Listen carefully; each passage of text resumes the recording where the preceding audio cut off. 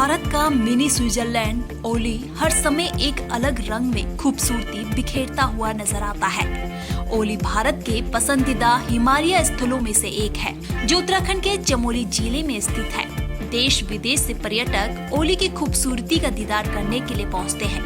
वहीं अगर यहाँ के रोपवे की बात की जाए तो जोशीमठ से ओली को जोड़ने वाला 4.15 किलोमीटर लंबा रोपवे एशिया का दूसरा सबसे लंबा रोपवे है।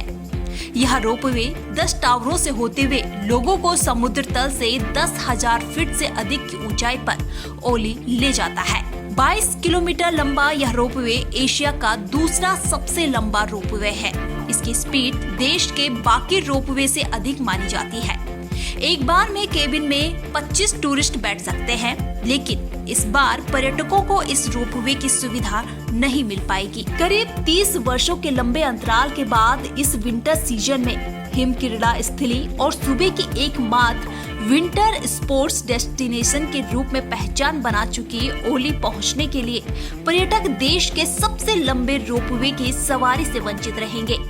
दरअसल जोशीमठ भूधसाव के दौरान बंद हुई जोशीमठ ओली रोपवे के अभी शुरू होने के कोई आसार नजर नहीं आ रहे हैं। जोशीमठ व ओली का शीतकालीन पर्यटन व्यवसाय ही रोपवे के संचालन पर निर्भर है, लेकिन 30 वर्षों के लंबे अंतराल के बाद पहली बार इस विंटर सीजन में देश विदेश के पर्यटक रोपवे की रोमांचक सवारी से वंचित रहेंगे।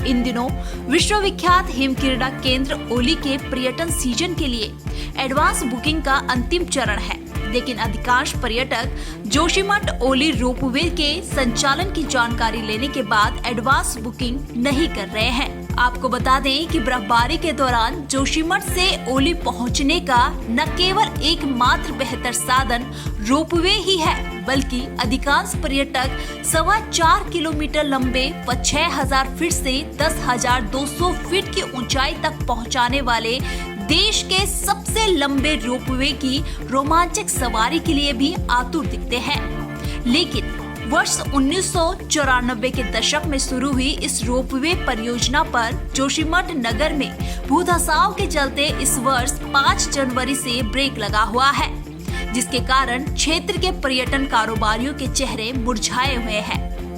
विगत वर्षों में जहां मौसम की करवट बदलते ही पर्यटन व्यवसायों के चेहरे खिल उठते थे, वहीं इस बार मौसम के बदलने के बाद भी जोशीमठ ओली के पर्यटन व्यवसायों के चेहरों पर मायूसी दिख रही है।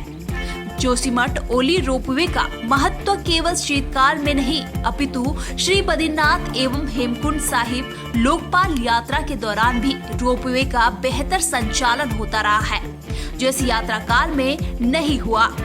इससे जीएमवीएन को करोड़ों रुपए का नुकसान तो हुआ ही है, साथ ही साथ जोशीमठ तथा ओली के पर्यटन व्यवसाय पर भी इसका असर देखा गया है।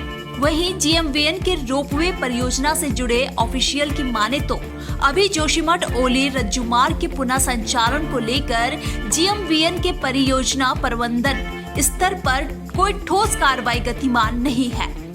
रोपवे के पुनः संचालन अथवा किसी अन्य विकल्प पर शासन का आपदा प्रबंधन विभाग ही जानकारी दे सकता है।